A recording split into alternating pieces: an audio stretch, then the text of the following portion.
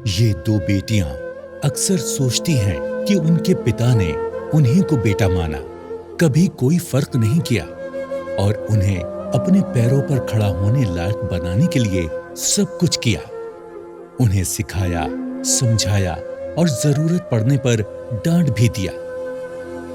पिता के दिए वो सबक ही थे जिसकी वजह से बेटियां आज न सिर्फ घर संभालने में मम्मी की मददगार हैं, बल्कि खुद की पढ़ाई और करियर में भी आगे बढ़ रही हैं। जी हां, इन दो बेटियों के पिता अब इस दुनिया में नहीं हैं, लेकिन उनके सपने को पूरा करने के लिए दोनों बेटियां निरंतर मेहनत करती रहती हैं। एक पिता और बेटी के बीच का प्यार बरकरार है। मैं सबसे घर में छोटी हूँ और मैं सबसे ज़्यादा अपने पापा से अटैच थी। वो मुझसे बहुत उम्मीदें रखते थे और पढ़ाई के लिए भी वो मुझे हमेशा प्रोत्साहित करते थे हर चीज़ में, और मैं यही चाहती हूँ कि वो मुझसे जो चाहते थे वो मैं अब अपनी पढ़ाई में वो चीज़ें कर पाऊँ।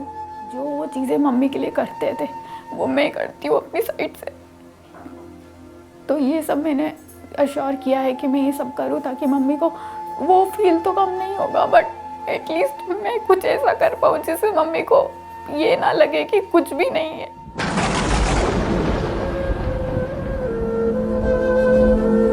दोनों बेटियों की मां संगीता जी की आंखें अक्सर पति की याद में छलक जाती हैं, लेकिन बेटियों की तरफ देखते ही उन्हें ढांढस का एहसास होता है।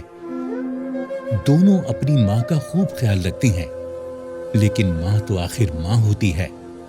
बच्चों की खातिर हर मुश्किल सह लेती है ताकि उन्हें कभी अपने पिता की कमी ना महसूस हो। बच्चे कहीं अपने पिता की याद में परेशान ना हो जाएं, इसलिए खुद के आंसू छुपाए रखती हैं।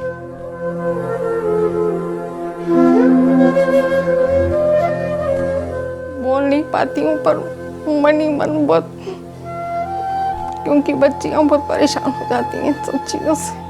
मैं खुद इतना डिप्रेशन में आ गई थी मेरे हस्बैंड के बाद कि मैं बता नहीं सकती। संगीता जी अपने पति और उनकी होनहार बेटियां अपने रोल मॉडल पिता पुरुषोत्तम जी को बहुत मिस करते हैं। हर पल किसी न किसी बात पर उनकी चर्चा आ ही जाती है। अब जबकि वो इस दुनिया में नहीं है, तो तीनों मिलकर उनकी बसाई दुनिया को बचाए रखने ही नहीं बल्कि और संवारने में जुट गए हैं।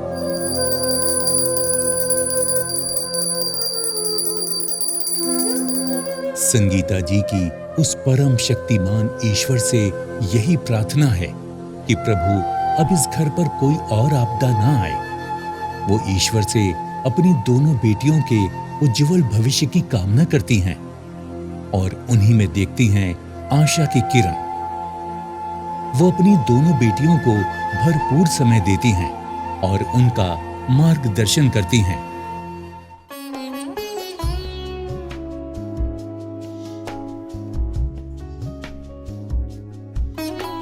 स्वर्गीय पुरुषोत्तम तिवारी जी इसी शहर में रहते थे, यानी मध्य प्रदेश का इंदौर शहर, जो जितना ही ऐतिहासिक और धार्मिक शहर है उतना ही आधुनिक भी है। ये वही शहर है जो पूरे भारत में स्वच्छता के मामले में सिरमौर है। और इंदौर के इस घर में अपनी पत्नी और बेटियों के साथ पुरुषोत्तम तिवारी जी ने बसाई थी अपनी छोटी सी और खुशहाल दुनिया। वो उज्जैन की पतंजलि शॉप में काम करते थे। ईमानदारी और कर्मठता में उनका कोई जवाब नहीं था, जिसकी वजह से उनकी एक अलग पहचान थी। पापा हमेशा अपने काम के लिए बहुत ईमानदार थे और वो अपने काम को हमेशा अपने टाइम के हिसाब से ही करते थे। जो टाइम रहता वो अपने काम से कभी पीछे नहीं हटते थे। एक दिन पुरुषोत्तम जी उज्जैन से इंदौर लौट रहे थे कि रास्ते में हुई एक सड़क दुर्घटना में बुरी तरह घायल हो गए और फिर इलाज के दौरान कुछ ही दिनों में उनका निधन हो गया। जैसा कि बेटियों ने कहा, उनके पिता दूरदृष्टि वाले थे और इसी सोच के तहत उन्होंने पतंजलि का समृद्धि कार्ड भी बनवा रखा था। आज वही कार्ड पुरुषोत्तम जी की पत्नी और बेटियों के लिए आर्थिक मदद का एक बड़ा माध्यम बना है, जिसके लिए पूरा परिवार पतंजलि परिवार के प्रति अत्यंत आभारी है। अगर आपने अभी तक स्वदेशी समृद्धि कार्ड नहीं बनवाया तो आज ही अपने नजदीकी पतंजलि चिकित्सालय, आरोग्य केंद्र अथवा पतंजलि मेगा स्टोर में जाकर अपना स्वदेशी समृद्धि कार्ड बनवाएं और पतंजलि के प्रोडक्ट्स पर 5 से लेकर 10% तक अतिरिक्त छूट पाएं। इसके अलावा 5 लाख रुपए की अनुदान सहयोग राशि दुर्घटना में मृत्यु होने पर परिवार को प्राप्त होगी और दुर्घटना की वजह से अपंगता होने की दशा में 2.5 लाख रुपए की अनुदान सहयोग राशि कार्ड धारक को प्राप्त होगी। स्वदेशी समृद्धि कार्ड, मेरी समृद्धि सुरक्षित परिवार।